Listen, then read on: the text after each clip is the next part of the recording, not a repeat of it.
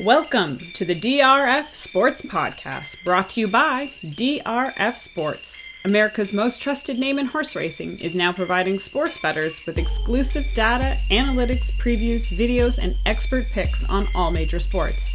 Bet smarter and have more fun doing it. It's the DRF Sports Podcast, and now your host, Sheldon Alexander. Ready, set, bet. This is the DRF Sports Podcast, episode 63. Don't forget to like and follow and subscribe wherever you get your podcasts. I'm your host, Sheldon Alexander. And what a crazy week of sports. So much going on. Hopefully you didn't forget, baseball is about to start. We've got a very special guest to break down all the future markets, all the betting props, all the different angles you might want to get heading into this baseball season. But first, be a pro and win with DRF Sports Pro. Introducing DRF Sports' all-new premium data feature on drf.com/sports. For $99 a year, which is just $8.25 a month, you can get industry-leading betting trends, angles, and analytics. With so many big sporting events here, it's the best way for you to make some money and have fun while doing it. That's DRF Sports Pro. Sign up now at drf.com/sports. And hopefully we're about to hit you up with some great betting angles, some great ways to find some value heading into this baseball season. We've got a special guest from VSIN, Adam Burke, will join us to break everything down. And luckily for you, make sure you get out your notes, write things down. And luckily for y'all, this starts right about now.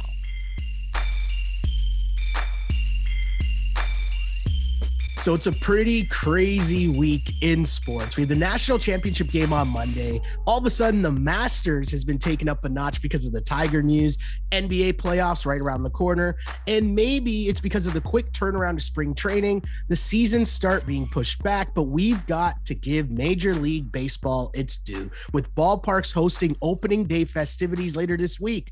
So to get us all up to date, all baseball season long, we've got Adam Burke from the Vegas Sports and Information Network, or VSIN. He joins the show. Adam, how you doing? I'm doing well, Sheldon. Good to be here and good to be talking baseball, without all the labor strife and all the things that were going on throughout the offseason. Because, look, I mean, the optics of baseball have not been very good for a long time. If they would have lost the whole season or a good portion of it, it would have been very difficult for fans to come back. So hopefully now we get the full 162 and everything will be good to go.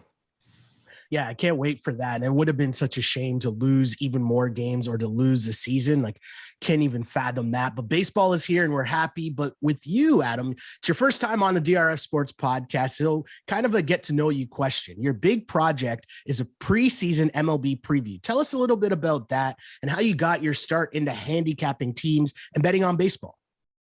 Yeah, so the MLB guide is something I've done for, I want to say 7 years or so now. My previous stops, bangthebook.com and ats.io, and then now doing it for VSIN as well.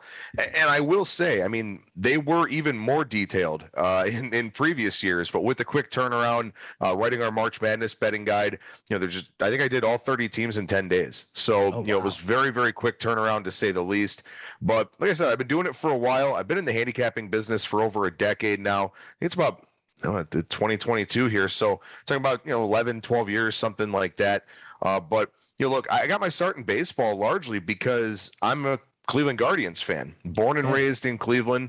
And so in the mid 2000s, after they had their run of Hall of Fame caliber players, I wanted to know how their front office operated. I wanted to know how they made the decisions that they made. So about 2006, 2007, I really got into sabermetrics. And so I wound up being able to use that to not only understand and analyze the game at a higher level, but also apply that to the betting side once I kind of got into that portion of the industry. So it's been a lot of fun. I really enjoy sharing those concepts and those metrics with people and just kind of helping people take a look at baseball in a different kind of way. Sounds good. In keeping up with the theme of handicapping baseball, there's so many variables on a day-to-day basis. We've come a long way with these advanced analytics in baseball as well. But if you had to pick one metric for hitters, one for pitchers, and just one for teams in general, what would you suggest some of the new betting, like people getting familiar with betting, which one of those sort of analytic type stats should people get more familiar with? Yeah, I would say from a hitting standpoint, there's a stat called WRC plus, which stands for weighted runs created plus. And what this is it can be a team metric or an individual metric that shows how good or how bad a hitter or a team is relative to league average. So if you're exactly at 100, it means you're a league average hitter. It means you're a league average offensive team.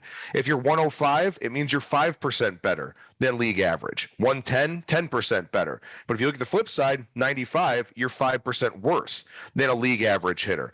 And something I always tell people about Major League Baseball, and when you think about a lot of other walks of life, you talk about average, and it has a negative connotation to it. Nobody wants to be average. It sounds like you're failing. But in Major League Baseball, there are a lot of below average players and a lot of below average team performances. So if you're average or above average, that's a really, really good thing. So that's a metric I look at a lot from a hitting standpoint, especially when you talk about, maybe looking for platoon advantages. If a team's starting a lefty, how does that team do against left-handed pitching? Well, if they're an above average lineup, maybe they have platoon bats. Maybe they have lefties that do better against lefties than other guys across the league. So WRC plus, again, weighted runs created plus, is a really important metric for me. And not to go off on a tangent, breaking out the formulas and all of that. But what the plus means is it means that it's a park adjusted metric. So it will account for the fact that Fenway Park is a much better offensive park than Tropicana Field, or that Coors Field is a much better offensive park than Oracle Park in San Francisco, something like that. So those are things that I like to look at on the hitting side. As far as the pitching side goes, as you mentioned, there's a lot of variance day to day in baseball, a lot of different variables. And if you look at a stat, something like FIP, fielding independent pitching, or XFIP, which is expected fielding independent pitching, those are things that are kind of a better indicator of a pitcher's true talent level. ERA is dependent on the defense. It's dependent on timing and sequencing of when hits happen and stuff like that. But FIP, which is a formula composed of strikeouts, walks, hit by pitches, and home runs, those are things that in theory a pitcher can control. So if you see a big gap between ERA and FIP, that's a pitcher that's probably in line for either positive or negative regression. And also the line is going to likely move on that starting pitcher because a lot of the modeling crowd, the analytics crowd, uses the difference between ERA and FIP to sort of kind of manipulate the lines a little bit in the marketplace. Wow. I love that. And for me, I grew up loving baseball, still love baseball. And I'm the person, on our normal pod with Matt comes with the stats and does that. And I'm trying to meld the worlds of eye test and the stats and knowing that you can get something from both sides of it. But I love hearing things like that. And even just how you broke down the plus side of it and ballpark adjusted for it. It just makes so much sense, especially with baseball when there's such a large sample size. Of course, there's so much that the stats can tell you. So I just love how stats become such a thing in baseball as opposed to some other sports. I'm a big NBA guy, for example. There's some stats that work there, but some of the advanced stats don't really do the same thing that they do in a game like baseball, right? So I love this conversation so much. But real quick too, something to mention is, look, people get overwhelmed by stats. Mm-hmm. There's so many acronyms that are out there and different formulas and all of that. You don't need to know how the formulas are put together. You just need to know how to interpret the data because everybody puts that together for you. Sites like Fangraphs, sites like Baseball Savant, Baseball Reference, stuff like that. And what I always tell people, Sheldon, is the stats quantify what your eyes can see, right? If you're watching a game and the center fielder is not getting the balls, right? He's not getting the balls that you think other center fielders will get to. How much is that hurting the team? Is that a situation where he's not getting a good first step? He's got a bad arm. He doesn't have a lot of range, stuff like that. We can see that. That's kind of the old school approach, the old school scouting approach of, watching a guy, watching his mechanics as a hitter and all that kind of thing. But what the stats can do is quantify how big of an impact, either positive or negative, that's having on that player and also on that team. So to me, I don't think there's any reason to be scared to try and understand these stats. All they do is back up what your eyes are seeing or challenge something that you think is true, and it turns out that it's not. Yeah, and there's nothing wrong with more information, right? At the end of the day, it's just more information to try to help us find value in handicapping or making bets, right?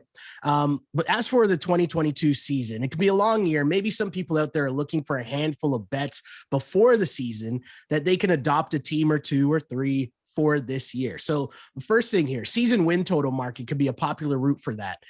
Who do you like to go over or under their win total this season? Yeah, and I'll say this before I, get into some of those picks. Look, over 162 games, what's supposed to happen generally happens. Mm-hmm. You know, you're not talking about the NFL where pretty much every year a team goes from worst in its division to winning the division. I think it's happened all but maybe 3 or 4 seasons over the last 20 years.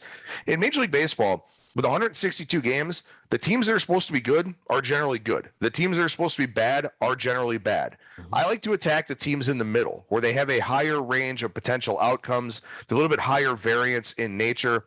A team like the Miami Marlins, for example, their season win total 77.5.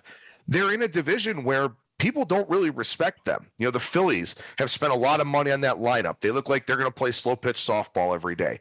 The Mets, obviously the Mets now with Jacob deGrom on the shelf, that's a big concern for them. But a bunch of big money contracts, names that you know casual baseball fans know.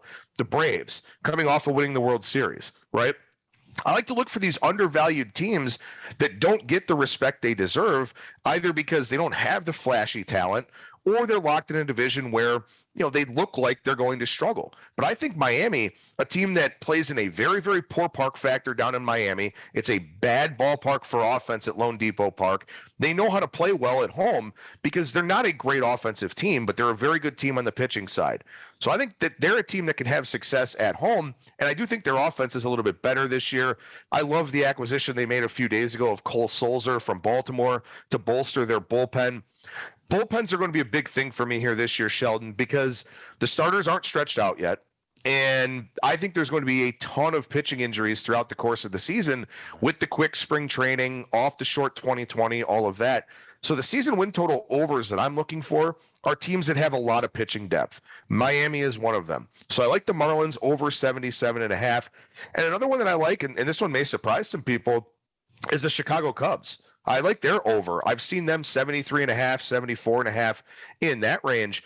Look, this is a team that I think has decent pitching depth. I'm a little bit concerned about Wade Miley, you know, already being hurt. But the Cubs are a team, they've played with a dark cloud following them around for the last couple of seasons because it wasn't a matter of if, it was a matter of when they were going to trade Anthony Rizzo and Chris Bryant and when Javier Baez was going to leave and Kyle Schwarber and all these different guys. That makes it very uncomfortable to go to the ballpark every day. Now, all these kids that have been waiting in the wings get to go out there and play, and they're all very talented as well. And I just feel like the Cubs are a team that has a lot of talent. They're in a bad division. The Brewers are the only really good team in that division, and they've got some pitching depth because they signed a bunch of one-year free agents in the bullpen, guys that are playing for jobs, guys that are playing to possibly get traded at the trade deadline on August 2nd, sure. But the Cubs, to me, are a team that's very undervalued because they don't have household names anymore. They don't have they don't have the fantasy baseball players, right, that everybody rosters, everybody knows. Those are the teams I like to try to attack because I think they oftentimes wind up being mispriced in the marketplace. I like that. Those are two very good value teams for sure. But kind of further to that point, there's probably other teams you have mentioned here, but is there a team that you like to make a bet on to make the playoffs or to win the division? Is there something you see there? Well, I do think that the Cubs at 11-1 in that range to win the Central are kind of worth a shot. I mean, I think that there's a very realistic possibility they wind up with the second best record in that division. If the Brewers wind up with a bunch of injuries, if Christian Yelich doesn't bounce back, all that different type of thing, then I think that the Cubs could find a way to slide in there. Obviously, it's, you know, a long shot. I mean, it's 11-1. You know, it's not like I'm putting the mortgage on it or anything like that. Yeah. But it is a play that I've taken a little bit of a small piece of. In terms of, you know, looking at kind of those division and playoff markets, I still think that despite what people believe from what happened this offseason, I still think it's a very top-heavy league. You know, I think the White Sox, even though it's a minus price to win the division, I don't see anybody else winning it. You know, I don't see anybody other than the Brewers in the NL Central probably outside of taking that chance on the Cubs. So for me, I play the Cubs at 11-1 and I play Milwaukee at that minus price because I don't think the Cardinals are going to be the team to win that division. So I kind of looked at the Central Division as a couple of places where I like some of those division futures. I'm kind of starting to come around a little bit on taking a look at somebody like the Angels, because a lot of people love the Mariners and what the Mariners have done. They have a very aggressive general manager in Jerry Dipoto. But I look at the Angels and if Anthony Rendon bounces back, and it's a big if, obviously, between him and Mike Trout, they might have two of the top 10, top 15 hitters in all of Major League Baseball. Oh, and they also have the reigning MVP in Shohei Ohtani. So I'm kind of starting to come around on the Angels a little bit here. Pitching is a big question for them. I don't love the bullpen necessarily, but I think that some people will be surprised at how good the Angels can be if they're healthy. And all the talk is about the Mariners right now. But I think it's the Angels who may end up being the team with a little bit higher of a ceiling in that division. I love it. The thing with the Angels too, it's got to be at some point, like it's got to just turn around for them, right? Like you can't be wasting Mike Trout's career like this without even sniffing the playoffs. Really, like they're in and around, but definitely not enough winning there at all, despite the fact that they've tried to add more and more pieces. But as you mentioned, some MVPs, former MVPs. Let's switch to some player award markets, right? The three most popular markets: MVP, Cy Young, and Rookie of the Year. MVP, I'm in Toronto, so I'm Vladito all the way. Vladimir Guerrero Jr. is among the favorites to win the past two MVPs. But in LA, you mentioned Ohtani and Trout. Is there someone else down the board that you like in the MVP market? Yeah, there's a guy I've been looking at, and you can find him as high as 45-1 out there, and that's Alex Bregman from the Houston Astros. I mean, the difficult thing here is, talking about, this with Toronto and all the talent that's in that lineup. The hard part is, does somebody stand out enough to not split votes with teammates? And that's the big worry in terms of, taking a look at Houston, somebody like that, where you still have Jose Altuve. You still have some guys that are pretty big household names. You got Jeremy Pena, who's going to be one of the favorites to win the Rookie of the Year if he gets the shortstop role, and it looks like he's probably going to. But Alex Bregman is a guy who's really not that far removed from two elite level, not just offensive seasons, but overall seasons down there. He's coming off of wrist surgery that kind of zapped his power in the tail half of last year, but he's a guy who looks healthy. He seems like he's swinging the bat well. He has, been a top 5 type of MVP guy in the past. And the price is 45-1 for a team that I still think wins that division. I talked about the Angels and some of the moves that they've made, the Mariners, and a lot of the, headline grabbing things that they've done. People are forgetting that the Houston Astros are a really, really good team. They just got Justin Verlander back. They're going to feature prominently in all of the AL playoff discussions and the playoff races. And look, baseball's gotten better about it. Baseball's better than other sports in terms of giving out hardware to guys that maybe aren't on a playoff team. But I still think it helps to be in that discussion, to be, sort of prominently featured day in and day out. And I think a guy like Bregman, so long as he's healthy, so long as the power comes back, and I think it should, I think a guy like Bregman is a nice value to win the AL MVP. The other one I was looking at, and he was as high as 35-1 last week, but the Jacob deGrom injury really shook up everything in the NL NL Cy Young market. But Julio Urias for the Dodgers, he was as good or better than Walker Buehler last year. He's a guy that I don't think gets the level of respect that he deserves. And something I look at a lot, and hope we'll be able to dovetail into this discussion, I think. I look a lot at the contact management metrics. I look at exit velocity. I look at hard hit percentage, because what allows you to have tremendous success as a pitcher is if you've got good command and you don't give up hard contact. Julio Urias is one of the best in baseball at not giving up hard contact. Great defensive team behind him, as always. Chance to rack up wins, being on a good team. And the Dodgers let him kind of roam free last year. They took off the innings caps and all of that. Unfortunately, he's down in the 20-1 range now with the deGrom injury. But I think Julio Urias is a guy to really look at in the National League. Was there anyone in the National League MVP race that you were thinking about, or not really? It's too wide open. I was thinking about Manny Machado a little bit, especially with Fernando Tatis Jr. being out for a while, because again, you talk about not having to share the spotlight. If the Padres do really well in the absence of Tatis, it's probably because Manny Machado wound up performing really well himself. Mm-hmm. So that's one that I was kind of taking a look at a little bit. Look, I think it's really challenging in the National League because you've got all the Dodgers. I mean, you have one of the most incredible lineups we've ever seen. Mookie Betts should bounce back. Freddie Freeman's a perennial MVP candidate and all of that. You've got a lot of guys in the National League East who can put up numbers. If Ronald Acuna Jr. was playing a full season, I would take him, but he's going to miss probably 3 weeks or so. Probably not the end of his MVP chances, but maybe I can find a better price once the season starts. I just think in the National League, it's so spread out, especially with how top heavy the league appears to be, where it's clearly the Brewers, it's clearly the Dodgers, and in the AL East, you've got that, kind of 3-team race. I just think the NL MVP market is a little bit challenging this season, and I prefer to attack the AL one. Yeah, okay, that makes a lot of sense. And of course, I full on admit my bias of rolling with Vladimir Guerrero Jr., who just, I feel like I just want to sit every single night, get an alert when he's at bat, and then make sure I flick over to see if he rips another jack, because those are just electric all the time. But let's keep rolling here with the Rookie of the Year race. And unless you're a diehard fan of baseball or a particular team, there's a lot of unfamiliar names here, right? Can you make a case for me for someone for Rookie of the Year? So Rookie of the Year is not really a market that I do a whole lot with, in large part because you have to be out there. This is one where you have to grab the line value. For me, a lot of times with Major League Baseball, because it's such an individualized sport of pitcher versus hitter, I typically tend to wait to place a lot of my futures until there's, maybe a week or so left in spring training. The problem with Rookie of the Year then becomes when guys make the team, the prices absolutely plummet. So it's a market where I think you have to strike really, really early on and make a lot of speculative plays in terms of trying to figure out who may make the ball club and who won't. One of our guys over at VSIN, Jason Weingarten, he's got, a big piece of O'Neal Cruz from the Pirates, who didn't actually make the team, but he'll be up once the Super 2 deadline passes. But he's also got a lot of pieces of CJ Abrams from the Padres, who winds up getting that job because Tatis is hurt.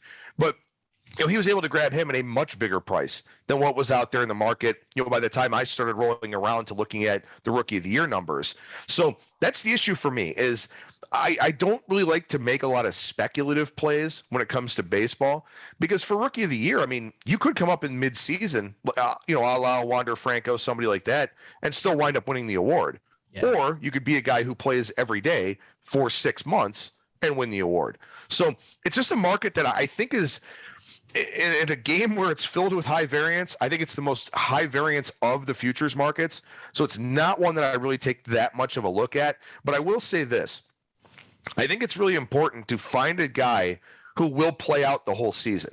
So that means hitters, because pitchers are going to get tired. A lot of guys didn't pitch at all in 2020. They were on innings restrictions in 2021. I would be shocked, Sheldon, if there's a pitcher that wins Rookie of the Year, just because I expect most of these teams to have innings caps on their guys. I love that insight. Okay. Fade the pitchers in that market. I like it. Obviously, there's a ton of other statistical prop markets, most home runs, hits, RBIs, etc. Anything that you like in the lesser talked about stat markets? So that's something I'm going to tap into this week, because I want to, like I said, I want to make sure that guys, make it to the season healthy. You even talk about something like, oblique injury or intercostal or something like that. That guy misses 4 weeks, he's not leading baseball in any kind of category. So I want to make sure that those guys make it to the season healthy. What I will say are, I do like to dabble in the home run king market, the home run leader market. Can I jump in for a sec? I have a question. Yeah, go ahead. Is there a difference between, you just made me think about something here. Because a lot of people think you need to rush to make these bets before the season starts. Is there actually a difference if you wait from, let's say, right now to next week, let's say, when the season actually starts? Is there that much of a difference? I think the big thing is finding a sports book that has, live running odds for that, as the season actually gets going. But to do it a couple of days in advance of opening day, I don't really think that there's anything wrong with that, because, look, this is legitimately a market where, let's say you bet Jacob deGrom to lead the league in strikeouts. Well, that bet's dead now. There's absolutely no chance that he can do that. We don't know how long he's out, but he's going to miss probably 6 to 10 starts, if not more. We don't even know that. So that's just a dead bet before the season even gets going. So, I kind of prioritize health over price hunting, just because, especially when you talk about counting statistics where you have to be playing, I'd much rather make sure that a guy is definitely going to be out there. But in terms of the home run market, like I said, I look a lot at the contact management stuff. You need a guy that hits the ball hard. You need a guy that hits the ball in the air, and you need a guy that pulls the ball. because it's much easier to have power to the pull side, especially when you hit it hard. So you talk about Vladimir Guerrero Jr., for example. The biggest thing that he changed was he started elevating the baseball more.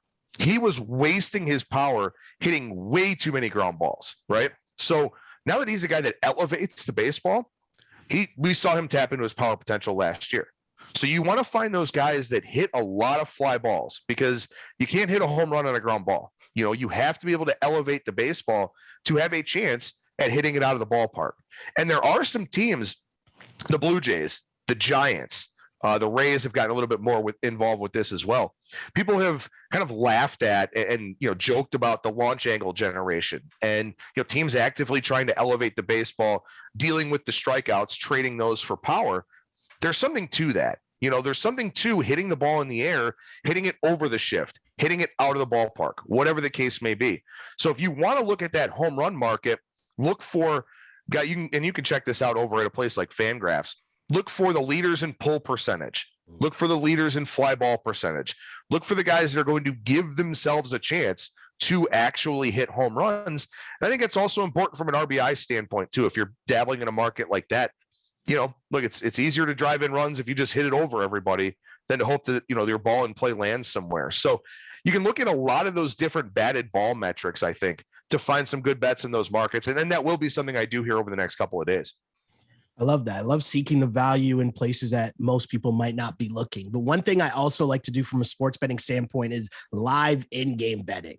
And you talked to something stuck with me earlier on that you were talking about, and I was going to jump in then. I'm like, no, I will save it for later. But you're talking about bullpens and how some teams might really struggle this season because pitchers, they haven't had their full, spring training to either get stretched out or get their full, preseason workout in, let's say. Are there teams that you can look at this season and say their bullpens are not going to be good, and so there might be a team to follow and realize, hey, there could be a lot of blown wins or just their bullpens just struggling, and opportunities to make some money taking the other team in game betting to come back? Yeah. So one of my favorite stats is actually that, and this has stayed pretty consistent for a long period of time. Teams that have a lead after 5 innings win 83% of the time. Okay. So it's one of those things to me where, obviously you're going to fall on the wrong side of the 17%, and everyone complains about, full game betting and blown saves and all of that. And I totally get it. But, to me, I think that one of my advantages is knowing about bullpens, is handicapping the bullpen. And something that's really important and something that people don't do enough, and kind of to draw a parallel to football. I don't think we handicap special teams enough. I don't think that we, kind of go that deep. I don't think people handicap bullpen usage enough and know who's available. The last thing that I want to do is lay a favorite price on a team where their closers pitched 3 of the last 4 days, or where their high leverage reliever has pitched 3 straight days. That's something I look at with a team like Milwaukee, for example, where if I know Josh Hader's pitched back-to-back days, he's not pitching a 3rd day in a row early in the season. They just won't do it. So if him and Devin Williams have both pitched the last 2 days or the last 3 days, something like that, I'm very reluctant to lay the full game price with the Brewers. I would rather take a first 5 or something like that. So I think it's really important to look at that. Bullpen usage, knowing who's available, knowing who may be relatively fresh out there. If you're going to bet on a team to win, then you're probably going to need their bullpen to be at its absolute best. So some teams that have really good bullpens, I mean, obviously it goes without saying because they have a good one every year. The Tampa Bay Rays. I mean, they have a ton of above average pitchers in that rotation and also in that bullpen. They are a team that I will bet with confidence almost daily if I expect them to have a lead, because they have a million different arms they can throw out there, and the vast majority of them are average or better.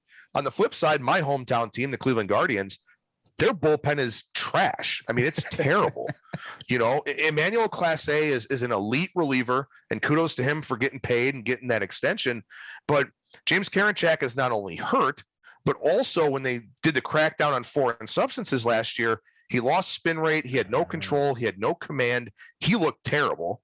Nick Sandlin is a good submarine sidearm reliever, but that's not necessarily a guy that they've trusted in high leverage to this point. They've got Anthony Gose, who throws 100, but he's got 6 major league appearances to his name. They brought back Brian Shaw, who's an average at best reliever. The Guardians' bullpen looks terrible. And so For me, if I'm going to play on them, it'll be first five, but I'll also look to possibly fade them with those in-game situations that you talked about, especially if, Class A, I mean, look, they just gave him a bunch of money. They don't pay anybody, unfortunately. So they just gave him a bunch of money. They're not going to blow his arm up in a season where they're probably going to win 77, 75 games, something like that. So if I know he's pitched back-to-back days, he's probably not pitching a third straight day. So I can factor that into my handicapping because they don't have a deep bullpen. So I look to kind of prey on teams that don't have depth in the bullpen, but I also look to kind of play on teams that do have a lot of depth. I like that. I want to get into more first five betting this season. It's not really something that I tapped into a lot in the past, but I really want to get into it a little more this season for sure. And also another thing, and I know this might not be a statistical thing, so to speak, but I like in-game betting on teams with good offenses, right? So like obviously watching the Jays a lot, you can see certain games where it's like, okay, they're having trouble with this starter, but once we're getting into the bullpen, this Jays offense can come back and, from 2 runs down or whatever, picking spots like that. I love that adrenaline rush, so to speak, of in-game betting those situations. But I'll try to get you out of here on this. Maybe you made a league championship or a World Series better too so far. But from a value standpoint, can you give us a World Series matchup and a winner? I just want to piggyback off of your first five thing. Okay. I think one of the things that's challenging about betting first five is you pay a premium, right? Yeah. So a lot of places, you don't find a whole lot of dime lines out there in the legalized marketplace. And by dime line, I mean a minus 120 favorite and a plus 110 dog. You don't find a lot of dime lines. You find 15, 20 cent differences between the lines. You're going to find that across the board in terms of first five. It'll be a 20-cent line, a 25-cent line. If Garrett Cole's pitching, his price is going to be inflated in that first five lines, stuff like that. So yes, you get to avoid the bullpen, but you also are betting into a market with a higher hold, and you're also betting into a chalkier market where the favorites are shaded up and you're not getting as much equity on that underdog side. Mm-hmm. So just I wanted to throw that out there. It's one of the reasons why I don't do as much first five, because I don't want to pay that extra premium, especially because I feel like one of my strengths is handicapping the bullpens. So if that's something you can do, and Roster Reference and Baseball Press have 2 really good resources in terms of knowing who's pitched and who hasn't out of the bullpen over the last few days, I think those are really important things to take a look at. And one other thing I wanted to mention too real quickly is that, I think that you really have to dig deep to find edges that other people aren't going to look at. And that's why I look at the bullpen thing, because a lot of people probably aren't going, the modeling guys, right? Mm-hmm. And I love the modeling guys. I wish I was smart enough to do it, because it's incredible what they do. But a lot of times their projections aren't going to take into account this reliever's available, this reliever's not available, this reliever, maybe he didn't pitch the day before because he was on the paternity list. His wife gave birth, something like that. He won't be available tonight. A lot of those things don't necessarily get a lot of play out there, but they can be really important. And also, too, we handicap coaches in every sport, right? Most people don't handicap the managers in baseball. You look at a guy like Kevin Cash. Kevin Cash will not send his guys out there a third time through the order as a starting pitcher. He'll go to the bullpen. They will look to play up those advantages. Meanwhile, there are other guys, they just simply leave their starters out there too long. It winds up hurting them. Whether the starter gives up runs or he's got to bring a reliever in with 2 on and 1 out, something like that. So I try to look at manager tendencies as well and sort of know which guys are going to, pull a guy a pitch early as opposed to a pitch late, because I think that's really important to kind of factor in to that whole equation. As far as the World Series goes, look, I've got a small piece on Tampa Bay at 17-1. I think they're a team that can get through that gauntlet in the American League East. Also, I just think it's a good value bet because the Blue Jays and the Yankees are at half the price. And I think Tampa Bay could very well win that division. So I think that they're kind of worthwhile. I wish the price was better on Chicago, but obviously, they should walk to that division championship. I may end up with a piece of Houston once again, just like I did last year. I had them at 25-1, where they were just severely underpriced in the market. They had lost Garrett Cole. Justin Verlander was out for the year. The market's really soured on them, but they wound up making it to the World Series anyway. And for me, when I bet futures like that, I'm not necessarily looking to pick the winner. I need a team to get me to the dance, and then I'll decide what I want to do with it from there. Yeah. So I won't bet the Jays or the Dodgers or any of these super short price teams, just because to me, I think if you bet a low number, they have to win it. Otherwise, you really don't get a whole lot of equity out of that ticket. As far as my thought in terms of a World Series matchup, I will be shocked if the Dodgers don't make it. I mean, their offense is just way too good. And also, I saw a tweet this morning. They just signed Dellin Betances. They've got like Dellin Betances and Jimmy Nelson and Tommy Kahnle and Dustin May, who aren't even starting with them on opening day because they're all recovering from injuries. Yeah. So their pitching staff gets even deeper as the season goes along. I'd be shocked if they don't make it to the World Series. There's no equity in betting them, but I'd be shocked if they don't make it. As far as the American League goes, like I said, I think Tampa Bay's got a good shot. I think Toronto could absolutely get there. I think that the bullpen is still a little bit of a weak spot for them. It's still something I think that they're going to have to figure out. But we saw it last year with Houston. They went and got Rafael Montero. They went and got Kendall Graveman. They got the guys they needed to improve that bullpen. The Blue Jays can do that once the trade deadline rolls around, because there will be a lot of selling teams that maybe weren't able to pull off transactions before the year that'll be able to do it during the season. That should be to Toronto's benefit. So I'm going to say Blue Jays, Dodgers. There's really no futures value in betting either one of them, I don't think. Yeah. But I would say that probably those are the two most complete teams in Major League Baseball right now. Yeah, it's super crazy. If I think back to last season with the Jays too, like you end up missing the playoffs by one game. If you go back to the start of the season, their bullpen was atrocious and they blew so many games last season. So it's definitely got to be on the radar, something to improve heading into the season, but also as the season progresses. So great call on that. So you can find him at Skating Tripods on Twitter and hear him and read his stuff on VSIN. Adam, thank you so much for stopping by and blessing us with so much information. I'm even more excited now for the baseball season to start. So I thank you for that, my dude. Thank you for stopping by. Absolutely, man. Thank you for having me. And I got 30 team previews over at vsin.com right now to get ready for the season. I'll also be doing a daily article with some picks, kind of some market watching stuff and all of that. And then also too, from 8 to 10 Eastern time on Sundays, doing a new show called The Run Line for VSIN. Okay. So we'll be talking a lot of baseball stuff with that. Baseball is my passion. It's my favorite sport. I love diving deep into the metrics and the analytics and just, kind of trying to help people bridge that gap between, as we talked about earlier on in the show, what their eyes are seeing and what the metrics are saying about what their eyes are seeing. So looking forward to a great season, my first baseball season here with VSIN. And thanks to you guys for having me. I'd love to do it again. For sure. We'll try to get you back on somewhere down the line for sure, because this was incredible. Thanks again, Adam. Appreciate it.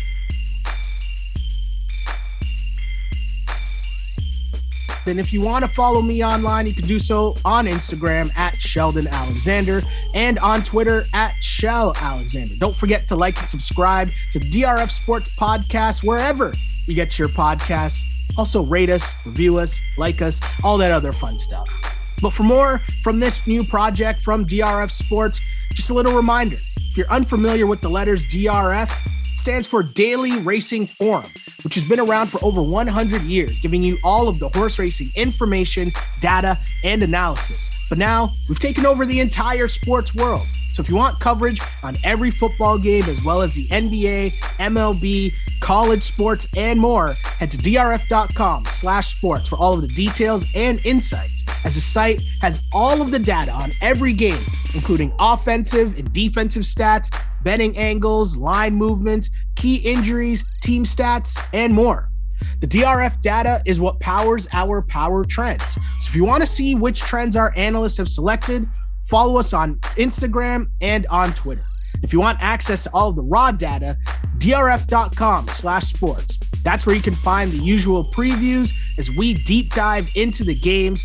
Of course, we got you covered on this podcast. However you want your betting information, we've got you covered. Again, my name is Sheldon Alexander. That's all I got for now. But until next time, see ya. Thanks for listening to the DRF Sports Podcast. Please subscribe, rate, and review the show. For more sports betting advice, go to drf.com/sports and follow on Twitter at DRF_sports.